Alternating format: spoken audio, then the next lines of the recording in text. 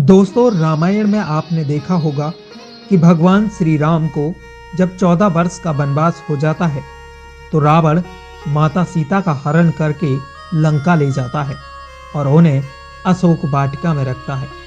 और जब भी रावण माता सीता के सामने आता था तो माता सीता एक घास का तिनका अपने सामने ले लिया करती थी।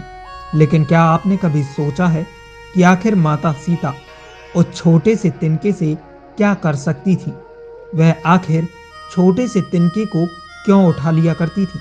बचपन से ही इसके पीछे एक कहानी कही जाती है।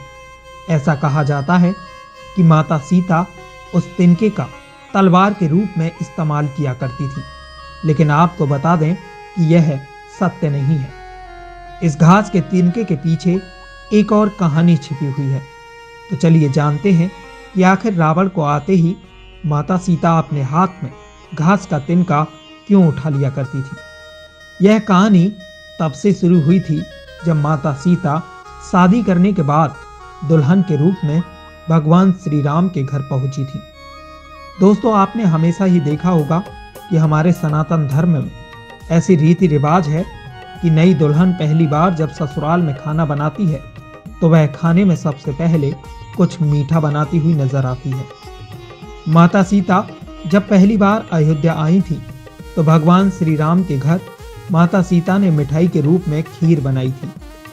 सभी लोग बैठकर खीर खाने ही वाले थे कि तभी बहुत जोर से एक हवा का झोंका आता है और उस हवा के झोंके के कारण राजा दशरथ की खीर में एक तिनका गिर जाता है और यह सब माता सीता देख लेती है। लेकिन माता सीता समझ नहीं पा रही थी कि आखिर राजा दशरथ की खीर से उस तिनके को कैसे निकालकर फेंका जाए। तभी माता सीता ने एक अद्भुत चमत्कार किया। माता सीता ने अपनी शक्ति से राजा दशरथ की खीर से उस तिनके को निकालकर बाहर फेंक दिया और माता सीता ने जमीन पर पड़े उस तिनके को ऐसी नजर से देखा कि वह तिनका जलकर राख हो गया और किसी को नजर तक नहीं आया। लेकिन यह सब राजा दशरथ ने देख लिया था। लेकिन उस समय राजा दशरथ ने इस बात का कोई जिक्र नहीं किया। उसके बाद माता सीता को राजा दशरथ ने अपने कक्ष में बुलाया और उनके सामने बोले, मैंने आज जो चमत्कार देखा है वह निश्चित रूप से एक जगत जननी ही कर सकती है। आप कोई साधारण नारी नहीं है, लेकिन मेरा आपसे एक अनुरोध है कि कभी भी आप अपने दुश्मन को भी इस नजर से मत देखना। और माता सीता ने राजा दशरथ को यह वचन दिया था कि वह अपने दुश्मन को भी ऐसी नजरों से नहीं देखेंगी।